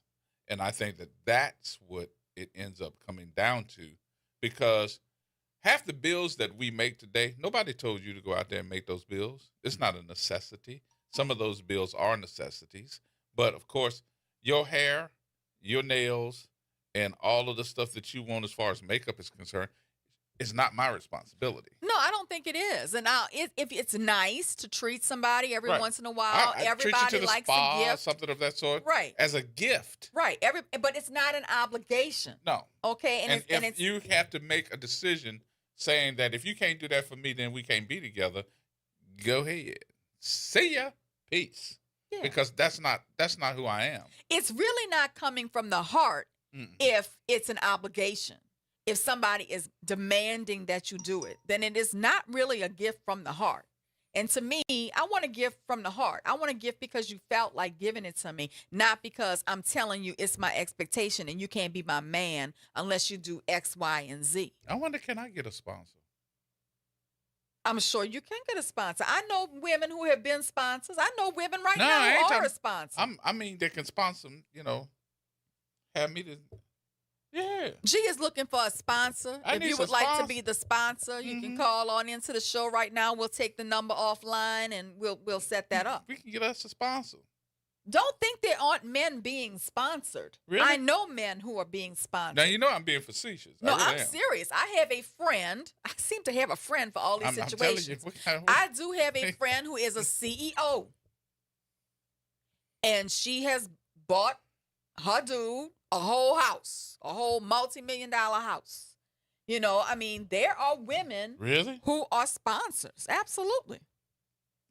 She did that for her dude? Yeah. She need two dudes? You know the dude. You know the dude. You're going to have to tell me that one later, but she need two dudes? I don't know if she needs two dudes. But I ain't no worse than what Emil told me I need to do. A fixer-up. Okay, my husband had this conversation with Gerod I think is one of Gerard's favorite conversations. It is not. I think it is. So in the alley at Zulu, the men were having a conversation basically about, women and what kind of woman, and some women being too high maintenance or whatever. And they were talking about these women who want a sponsor. Right. And one of the men in the alley said, that's your problem. That's your problem. You're looking for these women who want to be sponsored. You need to find you a fixer-upper. And he came back and told me, that's up, G. You need to find you a fixer-upper. And you went and found you a fixer-upper. But then the fixer-upper started taking G on trips and buying G all kind of gifts. And then Emil looked at me and said, damn, G, I think you the fixer-upper. And that was like the most hilarious conversation to hear G and Emil have when Emil turned the tables and said, G, you the fixer-upper. You the fixer-upper. And G said, well, damn, Emil, I think I am. I think I am. I think I am. I had to think about that for a minute. I was like, wait a minute. So I guess the question you need to ask yourself tonight, is it are not you a the fixer-upper or are you fixing somebody else up? No. But I think that a relationship has got to be 50-50. You got to be able to say, I want to do something for my better half, and your better half got to be able to say, I want to do something for you. And if it's not equally yoked, you're always going to have a problem. You're going to feel like you're the person that's doing more for this relationship to stay together, and it's becoming materialistic more so than somebody equally yoked with you and saying, I need to do something for my man, or I need to do something for my woman. Now, that's one of the things that Emil and I have really ingrained in our daughters' minds is find somebody who is evenly yoked. Mm-hmm. My husband and I are truly evenly yoked. I agree. And we both pour into each other's cup. So, I think that is what has helped us to have a 35-year-long marriage and a 38-year-long relationship, is with no breaks no brakes, consistently. All gas. All gas, no brakes, is because we both pour into each other's cup, and we really do. We really are equally yoked. But, I think that one of the listeners on Facebook said Stedman is hit the sponsor jackpot with Oprah. So there are examples of men who are being sponsored. But nobody really understands what the Stedman do for Oprah. Stedman is a well-known lawyer as well, and has some very big cases. I forgot the name of the law firm he has. Is he a billionaire like Oprah is? No. But does he do things for Oprah to keep their relationship together? Has to.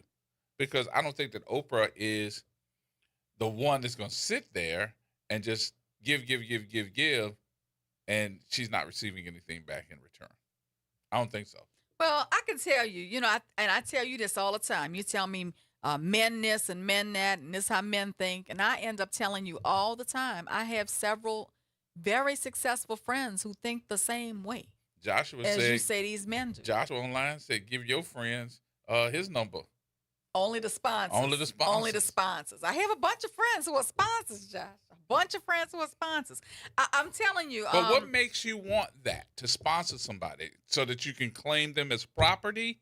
Or is it the fact that you just don't want to have a real relationship with a man that's going to be able to say he's a decision maker for that relationship as well? I do believe that part of the problem with today's relationships is the fact that women may want to be the leader and not be sitting and making letting some of the men make decisions for the relationship as well. Oh, now that's a whole nother show. We're going to have a whole nother show on that one. Because in my household, we jointly make decisions.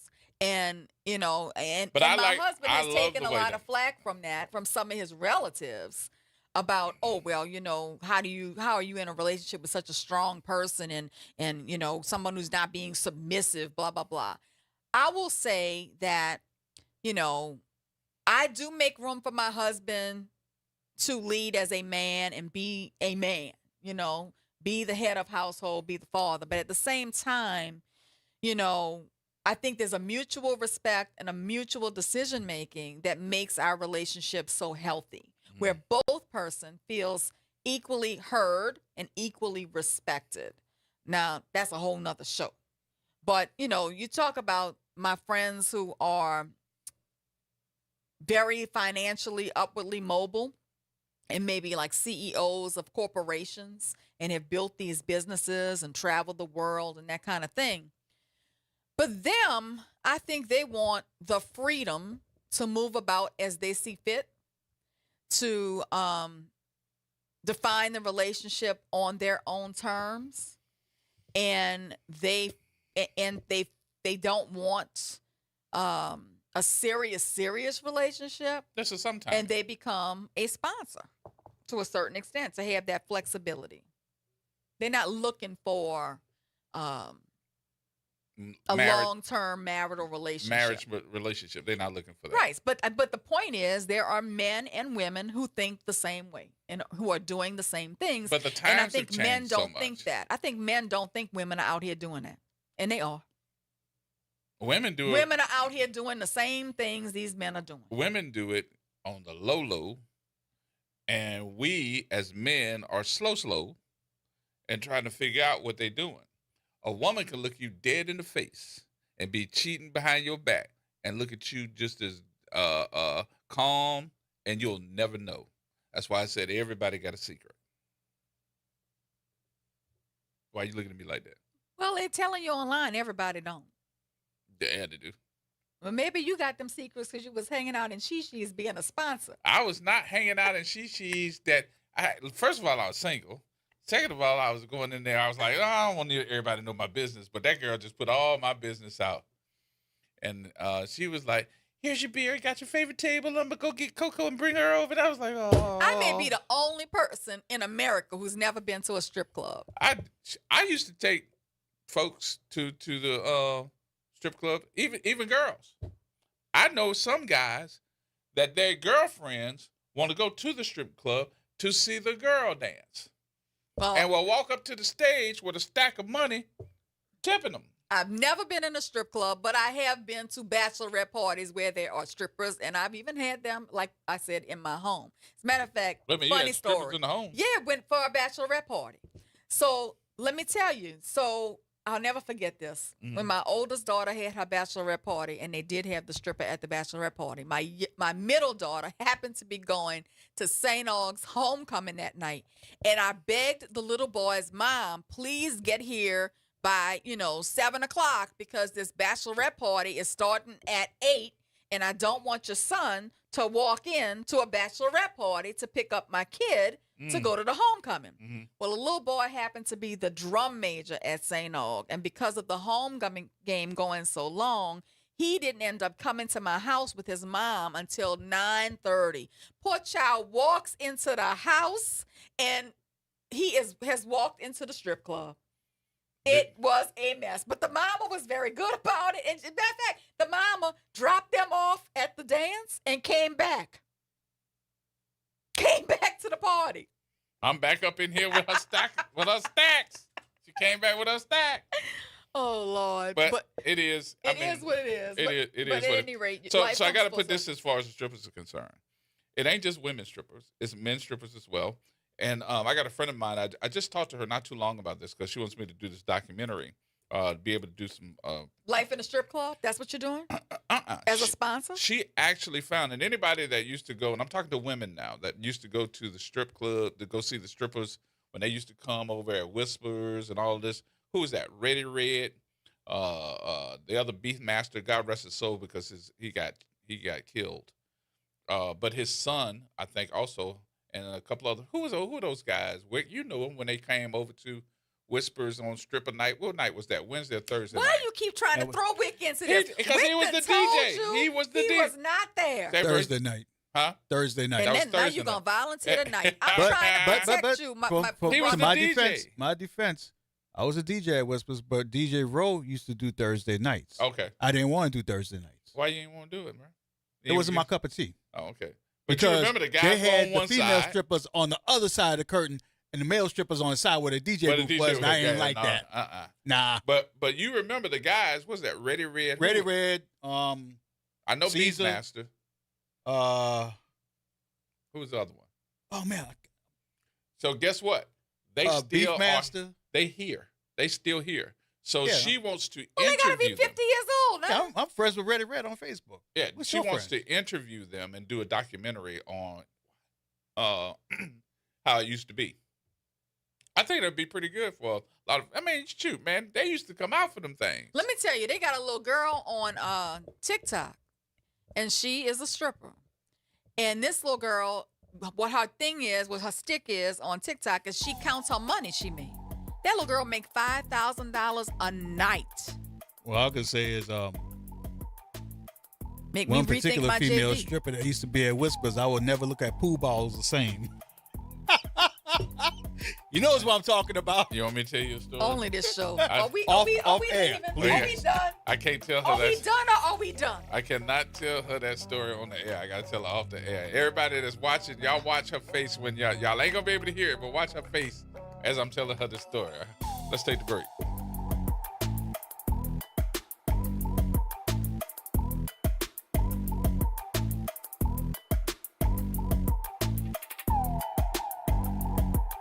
AURN News. Progressive Democrats in Congress are demanding answers from President Donald Trump over what they call unprecedented assault on diversity, equity, and inclusion and accessibility programs across the federal government. In a letter led by Congresswoman Ayanna Pressley and signed by more than 30 lawmakers, including Joyce Beatty, Yvette Clarke, Jamie Raskin, Rashida Tlaib, and Eleanor Holmes Norton, members accused the administration of coordinating a rollback of civil rights protections through 4 executive orders signed last year. The lawmakers cite nearly 317,000 federal job losses in 2025, including positions tied to civil rights enforcement and accessibility compliance. They also point to a 72% drop in corporate mentions of DEI among Fortune 500 companies and the administration's decision to cut funding for certain National Institutes of Health research grants tied to equal initiatives. The letter demands detailed records by February the 23rd. For AURN News, I'm Ebony McMorris.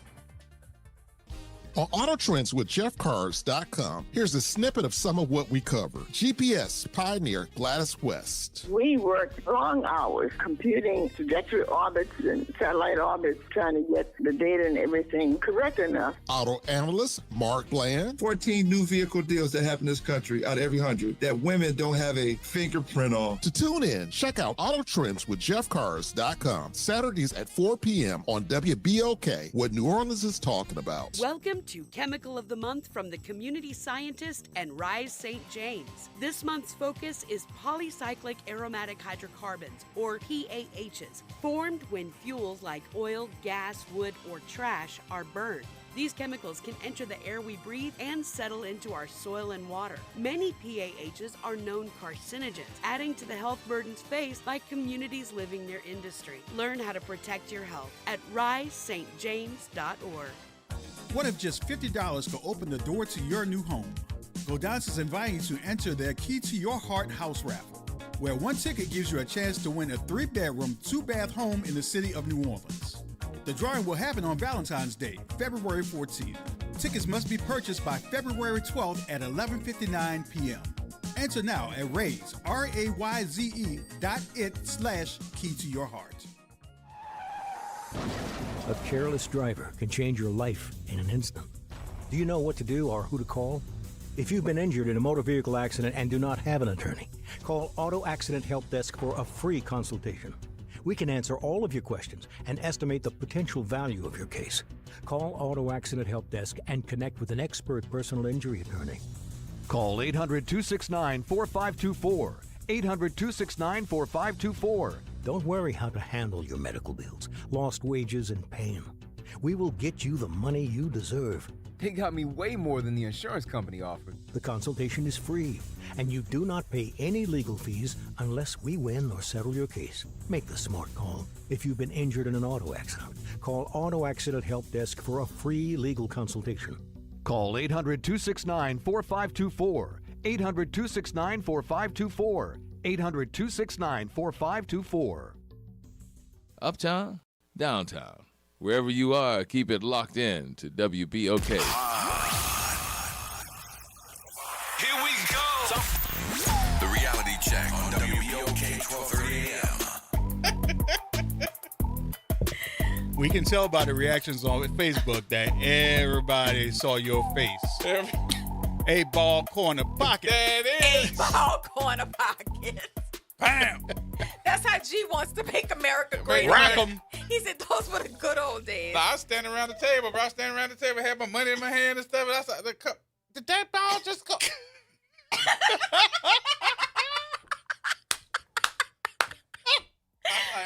Sometimes the off-air conversation.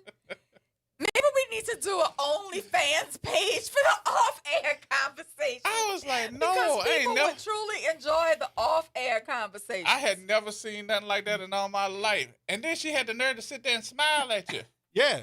I was like, oh no. Okay. We need ventilation. We need a view. We need a view. Howard Collins, I see that Howard was there. you know. Howard know. Stop calling people names and putting them out for He being telling there. it. People don't want their names in this story. Howard got his name all up in there. Yes, indeed. Like a piss machine. How is that? Like a piss machine. Yeah. Oh, goodness. This show has really been an interesting show. I hope you have enjoyed it as much as we have enjoyed it. But, you know, I hope you got some kind of good advice out of it. All I can say is I didn't use that pool table no more. No more. None. Zero. None. Zero. I was like, oh, my God. This should be in Ringling Brothers and Barnum and Bailey. They had 6 pool tables. It was pool table number 2. Number 2. I even remember and the you pool even table. remember the number. Damn See, right I I was remember. trying to protect your behind, saying you wasn't there, trying to protect you, and you know all I'm the sorry, the but I details. DJed at Whispers from 92 to 97. I was there a very long time. And I saw things. And on Friday nights, I used to be with him in the DJ booth. That's when I was drinking. Oh, I was fun. Swinging the jacket over his head and stuff. I was fun when I was drinking. I was fun, but I get in trouble. I got in trouble all the time when I was drinking. I mean, stole his vodka and orange juice. And the worst part about it is they knew it at the club, so they'd be like, bro, I walk in just trying to get something to eat because they had happy hour. And they would have my drink waiting for me when I got there. And next thing I know, I'm in the DJ booth with him, and we would turn that club out upside down. And it was packed. It was packed. And then somebody said, why don't you bring the people from Miami in? So one night. Oh, Lord, that one. You remember that? I brought in Uncle Luke and his strippers. They tore the doors off the hinges. That's how many people was trying to get in. They were pulling on the door. They actually tore the doors off the hinges. I wasn't there for that, but I came to work the next day for happy hour. Mm-hmm. And I'm like, why is this wood over the doors? What's going on? I say, bruh, we can't have Luke around here no more. I said, what happened? I said, man, they ripped the doors off the hinge trying to get up in here. Everybody needs to order them some BioFreeze off Amazon, and we're going to have a Whispers reunion party. Oh, no. No. That would be dangerous. A Whispers reunion party. Everybody get your BioFreeze and come on out. Bring your own BioFreeze. BYOB. Bring your own BioFreeze. That's the kind of party we're going to have. I think Whispers was one of the main reasons why I had to stop drinking. Because I get in trouble there. When you have money in your pocket, and then the next day when you wake up and you go, what happened to all my money? I buy everybody a drink. Didn't matter who you were. What's your name? Buy the whole bar. Well, I did promise we'd offer solutions in the last half of the show. We tried, but then we devolved into this situation. There's no solution for where the conversation has gone. But I do hope that, when you move forward, that we did get some nuggets today to talk about how these complex relationships can have a healthy outcome. But think about something, though, for a minute. Just think about this. Are we wrong for calling these things relationships? Are they relationships or hookups? With the thought of having a relationship. They're thinking they're having a relationship, but I think it's more of a hookup. A relationship lasts for years. These ain't lasting. This is how many months? They don't last through a news cycle. How old is the baby now? The baby's 4 months. 4 months. They got together and last year. And there are other babies that are 4 months at the same time. Yeah. So. Well, we enjoyed the show. We appreciate everybody. We appreciate everybody being here. Thank y'all so much. We'll see you Number tomorrow. one show on WBOK 1230 AM and 107.1.